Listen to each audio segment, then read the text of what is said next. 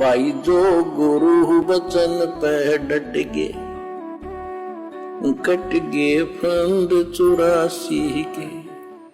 भाई और बहनों, परमात्मा हमें भक्ति की शुरुआत में ही सार शब्द दे देते हैं। आज आपको एक गहरी बात बता रहा हूं, गहरी बात गुरुदेव के आदेश से, ताकि हमारा विश्वास बढ़े। जिस सार नाम के लिए, जिस सार शब्द के लिए लोग तड़प रहे हैं, लाखों रुपया देने से पीछे नहीं हट रहे, वो तो है मूर्ख।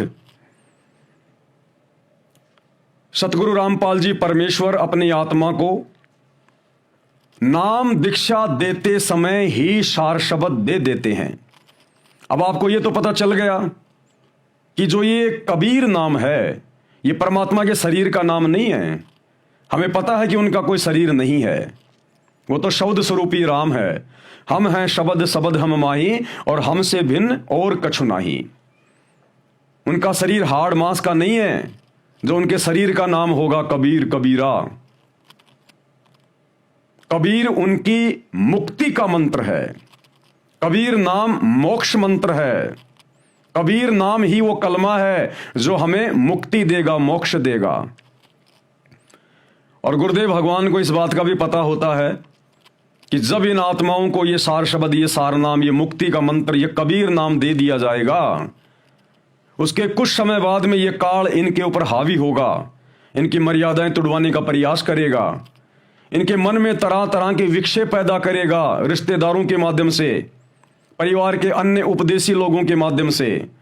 जहां वो भगत काम करता है, ऑफिस में मजदूरी करता है, कहीं भी, उन दोस्तों के माध्यम से कि तू कहां चला गया, तूने किससे नाम ले लिया, हैं तू तो मुसलमान बन गया, बाबा रामपाल से नाम ले लिया, ये भी कोई भक्ति है क्या? हमने भी नाम ले रखा है राधा स्वामी का, हम तो सारे काम करते हैं, सारे देवी देवता मानते हैं, सारे त्योहार पूजते हैं। तो उस भगत के मन में कभी न कभी, कहीं न कहीं थोड़ी बहुत शंका उठ ही जाती है। लेकिन उससे पहले वो 1 महीना, 15 दिन, 20 दिन पूरी श्रद्धा के साथ और पूरी मर्यादा में रहकर प्रथम मंत्र का जाप करता है। और प्रथम मंत्र के शुरुआत में ही हमें कबीर परमेश्वर जी की पूजा का मंत्र मिलता है। पूजा का मंत्र, जो 7 मंत्र हमें दिए जाते हैं प्रथम नाम दीक्षा में, तो बीच बीच के जो 5 मंत्र है वो तो देवी देवताओं के हैं। सबसे पहला मंत्र सत सुकृत अविगत कबीर, और सबसे लास्ट वाला मंत्र, तो ये सार शब्द परमात्मा हमें पहले दे देता है, काल के षड्यंत्र को भांप कर, कि इस कबीर नाम का जाप यदि किसी ने पूर्णतया मर्यादा में रहकर पूरी श्रद्धा के साथ अगर कुछ भी इसके मंत्र जाप कर लिए, थोड़े बहुत भी, तो परमेश्वर उस आत्मा के मुक्ति के दरवाजे खोल देता है। अगर ये कबीर शब्द लेने के बाद अगर आत्मा के मन में जरा भी दोष आ गया, फिर वो काम नहीं करेगा, उस हिसाब से काम नहीं करेगा जो करना चाहिए था। तो गुरुदेव को पता होता है कि जब ये प्राणी प्रथम बार नाम दीक्षा लेता है, तो भले ये 2 दिन जाप करे, 3 दिन जाप करे, उस समय ये पूरी तरह मर्यादा में रहता है, कोई मर्यादा नहीं तोड़ेगा। इसके दिल में बड़ी उमंग होती है, बड़ी खुशी होती है कि मैंने गुरुजी से नाम ले लिया। ये बड़ी श्रद्धा के साथ, बड़ी लगन के साथ, बड़े विश्वास के साथ उस प्रथम मंत्र का जाप करता है, चाहे 5 दिन ही करे। और इस कबीर नाम को तो अगर आपने एक बार भी पूरी श्रद्धा और समर्पण भाव से जप लिया, तो परमात्मा मोक्ष के दरवाजे खोल देगा। उस आत्मा को परमात्मा काल के जाल से छुड़वा के अपनी शरण में ले लेता है। फिर आगे उसकी मर्यादाओं पर निर्भर करता है। अगर इसी जन्म में मोक्ष चाहिए तो वही आजीवन मर्यादा में रहना पड़ेगा, अनुपासना त्यागनी पड़ेगी, जीव हत्या करने से, नशे से दूर रहना पड़ेगा, जो नियम गुरुदेव भगवान ने हमें बता रखे हैं। तो परमेश्वर को पता होता है कि अगर ये मुक्ति का नाम इनको बाद में दिया जाएगा, तब तक तो काल इनके अंदर 100 शंकाएं पैदा कर देगा। कितनी बार ये नाम खंड कर लेंगे, कितनी बार फिर नाम शुद्ध करवाएंगे।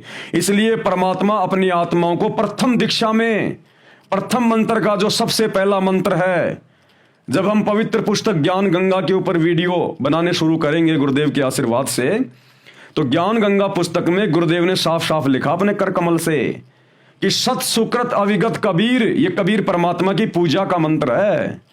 अब कबीर भगवान एक है तो उसका मंत्र भी एक ही है, और कबीर नाम ही उसकी पूजा का मंत्र है। और ये नाम परमात्मा हमको शुरू में दे देते हैं, शत शुक्रत अविगत कबीर। जो मुसलमान धर्म में ये दो कलमे है ना, ला इलाहा इल्लल्लाह और अल्लाहु अकबर यानी अल्लाहु कबीर। और इन पुस्तकों में लिखा हुआ है कि जो इन दो कलमों को अच्छे से पढ़ेगा, अगर वो अपराध भी करेगा, पाप भी करेगा, तो भी उसके लिए जन्नत के दरवाजे खुल जाएंगे। हालांकि ये इनका अज्ञान है, इनको पूरे आध्यात्मिक सिलेबस का ज्ञान नहीं है, इसलिए इस प्रकार की बहकी बहकी बातें यहां पर मुसलमान धर्म के अनुवादकों के द्वारा की जा रही है। इसका असल अनुवाद यह है कि इन दो कलमों को यदि कोई जपेगा, कोई मंत्र यदि वो करेगा विधिवत मर्यादा में रहकर, उस मुर्शिद से लेकर बाखबर से लेकर, जो सूरत फुरकानी 25 आयत नंबर 58 और 59 में ये डुप्लीकेट अल्लाह, ये शैतान हजरत मोहम्मद को कह रहा है कि वो खुदा, वो अल्लाह, वो कबीर परमेश्वर जिसने आसमान और जमीन के दरमियान जो भी कुछ है उसको 6 दिन में रचा और 7वें दिन तख्त पे जा विराजा, उसकी खबर किसी बाखबर से जा पूछ।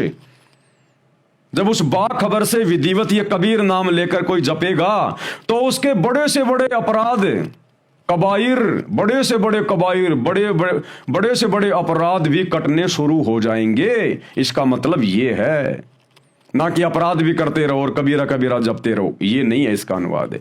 तो भाई और बहनों, सार शब्द हमें परमात्मा भक्ति की प्रथम स्थिति में दे देते हैं, प्रथम नाम में दे देते हैं, लेकिन मोक्ष होगा जब हम आजीवन मर्यादा में रहकर एकमात्र गुरु को ही परमात्मा मानकर, अल्लाहु कबीर मानकर, ला इलाहा इल्लल्लाह यानी उस अल्लाह के अलावा दूसरा कोई पूजा के योग्य नहीं।